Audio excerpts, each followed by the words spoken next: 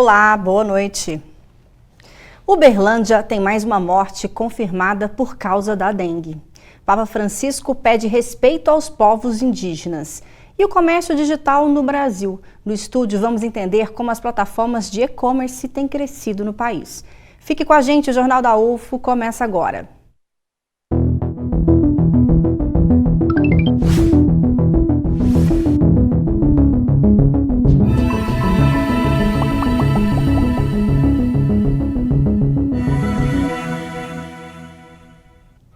O último boletim epidemiológico divulgado pela Secretaria de Estado de Saúde em Minas Gerais confirmou mais uma morte por dengue em Uberlândia. Já são 20 óbitos confirmados na cidade somente em 2019. O índice da doença no município continua muito alta, contabilizando cerca de 32.600 casos desde o início do ano. E como já sabemos, com a volta das chuvas em nossa região, combinado com um período de muito calor, torna-se um ambiente perfeito para a proliferação do mosquito Aedes aegypti. Por isso fica aqui o alerta do JU para você redobrar a atenção ao combate de possíveis criadores do mosquito, que é transmissor da dengue, zika e chikungunya. Mudando de assunto, na abertura do Sínodo da Amazônia, ontem no Vaticano, o Papa Francisco cobrou respeito à cultura indígena e criticou as ideologias. Veja. No discurso que abriu os trabalhos do Sínodo, Francisco reagiu contra as palavras ofensivas direcionadas aos povos indígenas e afirmou que as ideologias são uma arma perigosa. As ideologias são uma arma perigosa. Diante de mais de 250 participantes, o Papa disse que ficou triste ao ouvir um comentário sarcástico sobre um indígena com penas na cabeça e foi aplaudido ao questionar se existem diferenças entre usar plumas na cabeça ou o chapéu dos líderes da igreja. E o tricórnio que usam alguns oficiais de nosso dicastério. O relator do Sínodo, o cardeal brasileiro Dom Cláudio Umes, arcebispo emérito de São Paulo, declarou que a igreja precisa abrir suas portas e caminhar próxima de todos. Principalmente de quem vive nas periferias da humanidade. Antes da abertura, os participantes se reuniram na Basílica de São Pedro e saíram em procissão. Até dia 27, eles vão discutir questões ambientais, temas sociais e religiosos dos 9 países que têm territórios na Amazônia.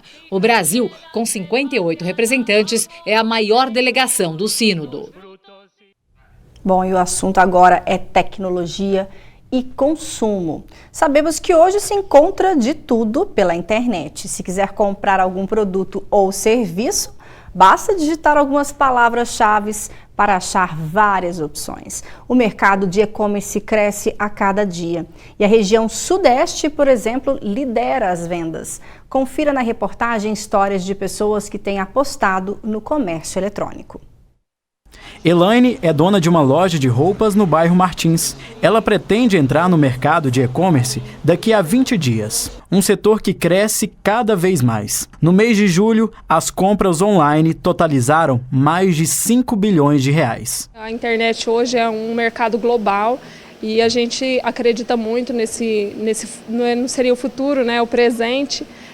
A gente acredita que estar presente nessa vitrine online é a possibilidade de estar presente no mundo global. Segundo dados da Compre e Confie, empresa de inteligência focada em e-commerce, a área de moda e acessórios lidera como a principal categoria de pedidos realizados pela internet no mês de julho. E é este mercado que Elaine pretende inserir após uma transição das redes sociais para o site de vendas. Atualmente, as pessoas querem muita comodidade, querem resolver na hora, não querem esperar ter o contato direto com a gente pelas redes sociais, né, ou mensagens diretas. Então, a gente tem essa possibilidade do cliente, de oferecer ao cliente mais essa possibilidade de compra. E-commerce ou comércio eletrônico refere-se às vendas pela internet. mais especificamente as que são realizadas por uma única empresa, seja um fabricante ou revendedor, por meio de uma plataforma virtual própria. O Tiago é coordenador de projetos e auxiliou a Elaine. Ele conta como surgiu a ideia de prestar serviços de suporte ao e-commerce. Essa ideia surgiu aqui na empresa no fim do ano de 2017, começo do ano de 2018. Como a empresa tem uma rotatividade muito grande, não sabe ao certo como surgiu a ideia, mas foi nesse período sim. O Sudeste segue com grande atuação no mercado, com 65,5% do total de vendas. Atrás estão Sul e Nordeste, com 14,3% e 12,3%, respectivamente. Por último, estão o Centro-Oeste, com 5,8% das vendas, e a região Norte, totalizando 2,1%. Primeira coisa que você precisa saber para abrir um e-commerce é que ele precisa estar em algum lugar da internet e ele precisa ter um nome, que seria a URL dele. Então ele precisa de um domínio e de uma hospedagem. O domínio, no caso, seria o nome do site, está reservado para você, e a hospedagem é um local que ele vai ficar disponível para ser acessado 24 horas por dia. A prova de um bom empreendimento é quando os dois lados têm resultados satisfatórios, como aconteceu com a empresa de consultoria e também com a Elaine, que está feliz com os primeiros passos do investimento. A parceria para a gente foi muito produtiva, né? Eles abraçaram com tudo o projeto e para nós foi muito importante a questão de ter uma pessoa vindo aqui até a gente, né? E fazer essa consultoria presencialmente também. E a gente também teve muita conversa durante o desenvolvimento do projeto, foi bem bacana. E para falar sobre o comércio nos tempos da era digital, conversamos hoje com a Alessandra Mazzarioli, que é especialista, mestre também em negócios digitais. Boa noite, Alessandra. Boa noite, Patrícia, tudo bem? Tudo bom. Também recebemos o Sérgio Sueter, que é mentor de startups. Boa noite. Boa noite. Bom, a gente viu na reportagem, no caso da Elaine, ela está começando a entrar no mercado eletrônico. Uhum. Mas, Alessandra, nesse sentido, você acredita que o e-commerce no mundo, a gente falava que era o futuro do comércio, a gente já pode falar que é o presente, o e-commerce, as plataformas de comércio na internet é já o nosso principal gatilho hoje? Olha, eu acredito que assim, o Brasil ainda tem muita coisa para desenvolver, as plataformas, os profissionais, só que a gente já evoluiu bastante. Um exemplo, aqui no Brasil, geralmente um bom e-commerce, um e-commerce que utiliza boas ferramentas de taxa de conversão, vai gerar em torno de 3% a 5% uma conversão. Você pega algum e-commerce, né, nos Estados Unidos, você já chega a 10%, 15%, 20% de taxa de conversão, né? Então a gente tem muita coisa para implementar aqui ainda, tem o cuidado que o empresário tem que ter, porque a mania que as pessoas têm é de que, vou abrir um e-commerce e vou começar a vender. Como se fosse simples, né? Exatamente. E não é bem assim, né? Então, assim, tem todo um trabalho, então os custos são... a gente muda os custos, porque como a gente não tem um ponto físico para o cliente entrar, né? A gente tem que ter estratégias de SEO, a gente precisa ter links patrocinados, a gente precisa ter embalde marketing, né, que é trazer o cliente de forma orgânica para o nosso site, ou seja, sem ter aquele custo de links patrocinados, né, de ter que pagar blogueiro, pagar mídia no Google e etc, né, para ir vir até o site. Então, acho que tem um longo trabalho e quem está entrando, como a Elaine, ela não pode entrar com uma plataforma informal, ela tem que entrar mostrando que ela entrou para jogar e jogar bem, né? Então a plataforma tem que ser bacana, a exibição dos produtos, as informações, imagem grande, descrição dos produtos, né? Então assim, é importantíssimo que o novo empresário, né, o micro, o médio, o grande, que ele já entre bem, entre jogando bem. Bom, excelente então. Sérgio, para quem pensa, quem já tem um comércio ou quer já começar direto no comércio eletrônico, é muito complexo esse processo de implementação. A Alessandra começou a falar aqui de algumas ferramentas que são importantíssimas terem acesso. Quais seriam os primeiros passos para quem quer entrar nesse setor? Eu acho que talvez o grande desafio, né, que se coloca aqui é que não é tão diferente da vida real do comércio físico. porque assim, a gente também tem que concorrer com as lojas do bairro, né? Toda essa questão de pensar no seu produto, no seu portfólio, como que os clientes vão saber de você. Então isso não muda quando você vai para o mundo digital. Na verdade, isso se acentua, porque a concorrência aumenta substancialmente, porque quando você pensa assim, puxa, eu vou concorrer com as lojas de roupa do bairro, como foi colocado ali, né? Agora passa a concorrer com as lojas de roupa do mundo, talvez do Brasil, talvez do bairro, enfim. Então essa dimensão que muda também a forma e o profissionalismo que ela tem de ter. Agora, isso já foi bem mais complicado, né? Hoje tem uma série de plataformas de e-commerce, plataformas digitais que facilitam demais. Então a pessoa não precisa ser um especialista técnico para conseguir resultados superiores, bastante profissionais no mundo digital. Bom, excelente. Olha só, gente. Diretamente do campus da UFO em Monte Carmelo, o professor do curso de Engenharia, de Agrimensura e Cartografia, o Pedro Eduardo, ele nos dá uma visão ampla sobre o comércio eletrônico no Brasil. Confira as informações. Venho falar para vocês hoje sobre a importância do comércio eletrônico com relação à economia de modo geral. Foi tema de meu tese de doutorado realizado pela Universidade Federal de Santa Catarina. Como ponto forte, podemos destacar o crescimento do comércio eletrônico na atividade econômica brasileira, que representou um crescimento de 2017 para 2018 com relação a 12%. Esse percentual se mostrou acima até do crescimento europeu e bota o Brasil como destaque na economia com relação à economia, o comércio eletrônico da América Latina como um todo. Podemos destacar como pontos fortes também nessa atividade de comércio eletrônico a ascensão da classe C, que vem se inserindo cada vez mais como compradores, consumidores por meio dessa atividade, principalmente com a realização ao aumento de compras de smartphones por essa classe e das demais classes, que vem completamente o barateamento de tecnologia para isso. O comércio eletrônico movimenta no Brasil cerca de 53 bilhões de reais, onde nós falamos de um número expressivo de 58 milhões de usuários com relação ao comércio eletrônico aqui no Brasil.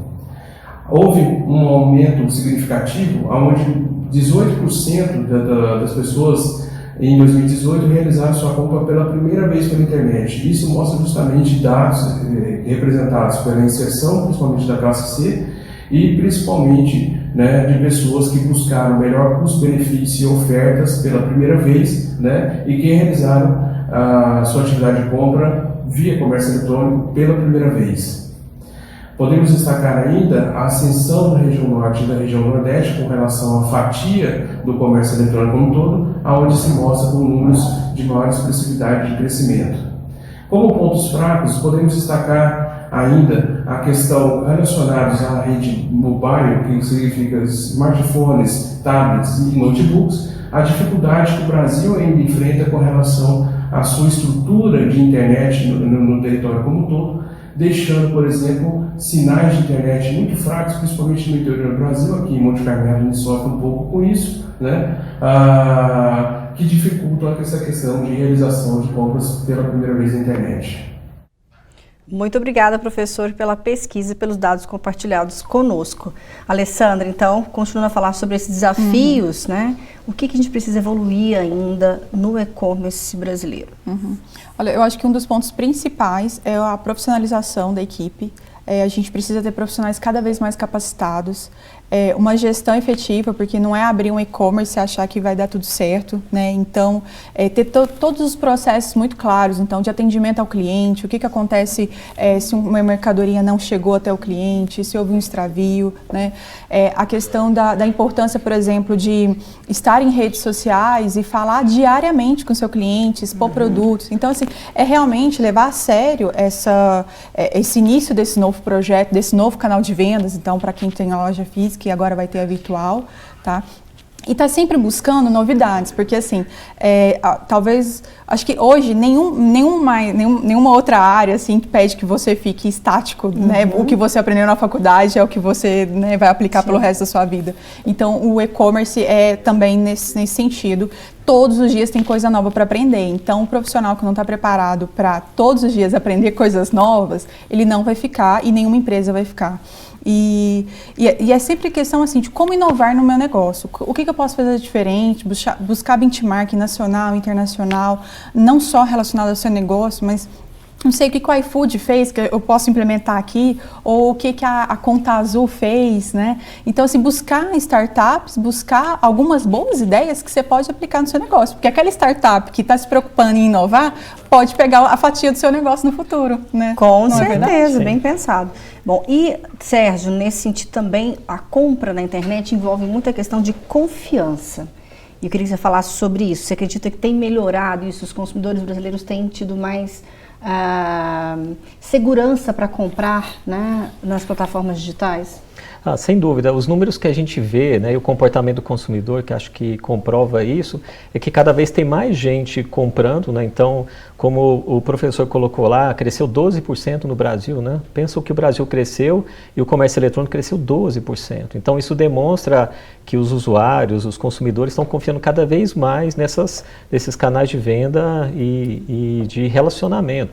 Porque eu acho que essa questão da confiança, ela também está muito alicerçada no nível de relacionamento que a gente tem. Então, eu acho que esse é um ponto muito importante que a gente precisa de considerar, que não é só, da mesma forma como eu coloquei que a questão do mundo real, ele está transposto para cá, as empresas que vão trabalhar no mundo digital com seu e-commerce, elas vão ter que trabalhar muito, como ela colocou a questão do relacionamento com o consumidor, a recompra, a fidelização, a recomendação, tudo isso amplia de maneira substancial a confiança do consumidor nos relatos, na reputação que aquele e-commerce tem e aquela empresa tem. Então eu acredito que tanto a questão da tecnologia, as ferramentas têm melhorado muito, mas eu acho que os e-commerce, as empresas que estão indo para esse caminho, que é um caminho muito importante, também estão trabalhando cada vez mais essa dimensão de ampliar a confiança e o relacionamento com seus clientes e usuários. Patrícia, claro. desculpa, mas e lembrando que assim, tem diversos sites que falam de reputação, né? Então eu tenho o Reclame Aqui, eu tenho o Ebit, né? Eu tenho diversos selos que determinam a confiança que eu posso ter com aquele site. Além do boca a boca de falar com um amigo se comprou ou não naquele site novo, também, né? Que conheceu, é bom, né? Então tem todo esse procedimento de segurança que você valida se o site é real, se não tem outras reclamações. E, gente, é muito importante falar o seguinte, nenhum site de e-commerce é perfeito. Vão ter algumas reclamações, mas desde que elas sejam tratadas, significa que o e-commerce dá a sua devida credibilidade ao cliente, ao consumidor. Então, é importantíssimo você também avaliar assim. Não é que só porque ele tem algumas reclamações, ele é um e-commerce ruim. Não é. Desde que você veja que ele tenha tratativas, ele é um e-commerce que tem seus erros e ele sabe onde que ele tem que corrigir e ele está buscando sempre responder o seu cliente, né? Falando agora sobre o mercado local, Uberlândia, a gente pode considerar que já é uma cidade polo em tecnologia nesse sentido?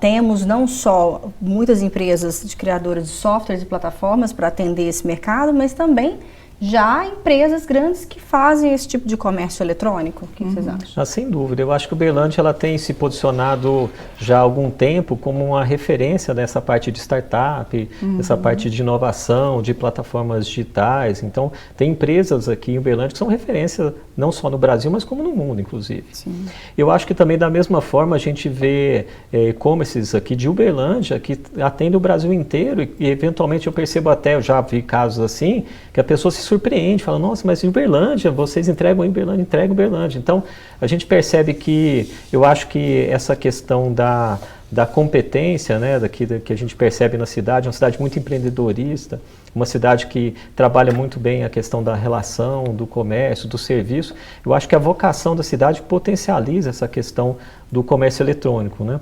E uma questão que a gente vê muito, eu acho que faz muito sentido, que hoje o usuário, ele é 100% digital, né? Essa talvez seja a grande mudança do paradigma, né? Então, onde que o usuário está? Ele está no mundo digital. Então, assim, é lógico, é bom ter a nossa loja, é bom ter a loja física, eu acho que materializa a nossa proposta de valor, a nossa entrega, mas o usuário, ele investe a maior parte do tempo dele hoje no mundo digital. E é muito importante a gente estar onde o usuário está. Porque essa questão, né, acho que falando de 1/3 das vendas de e-commerce são feitas em marketplace, mas 70% não, são de lojas separadas, lojas individuais, e aí tem que ter a visibilidade que vai te dar a visitação, que vai te trazer a venda, como a vida toda é assim. Então eu acho que, então voltando à questão de Uberlândia, né, Uberlândia tem sim uma vocação, tem uma capacidade e ela tem demonstrado com vários exemplos reais de lojas de sucesso aqui no Brasil e de empresas de plataformas de tecnologia que realmente são referência hoje em todo o mercado. Então, aqui tem várias opções, né, para o mercado daqui, para atuar no Brasil todo. A gente volta a falar sobre esse assunto. Agora é hora de saber como fica o tempo em Uberlândia e região nesta quarta-feira.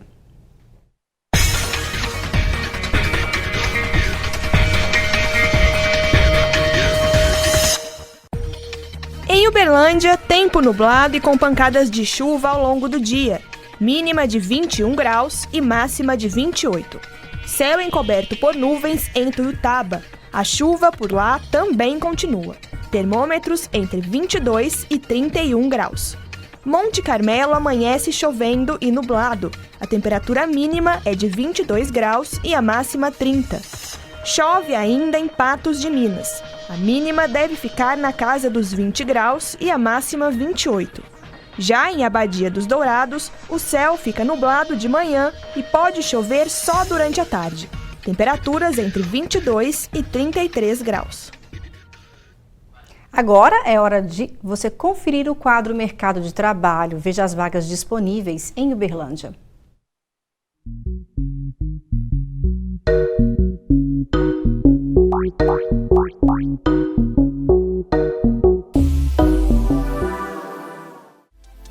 A Fundação CDL de Uberlândia disponibiliza uma vaga para assistente de comunicação e marketing. É preciso ser formado ou estar cursando a partir do 3º período de publicidade e propaganda ou áreas afins. É necessário 1 ano de experiência, com salário a combinar e benefícios. 10 vagas para vendedor externo. O contratante exige ensino médio completo, veículo próprio e habilitação categoria A. Salário de R$ 1.126, mais ajuda de custo e prêmio por metas atingidas. Oportunidade para assistente de departamento pessoal. É preciso ter ensino médio completo ou estar cursando o ensino superior. Experiência de 2 anos, conhecimento no sistema Mário Monteiro e informática nível básico. Remuneração de R$ 1.700, mais benefícios. Para se candidatar a alguma dessas vagas ou outras e ter mais informações, entre no site da CDL de Uberlândia.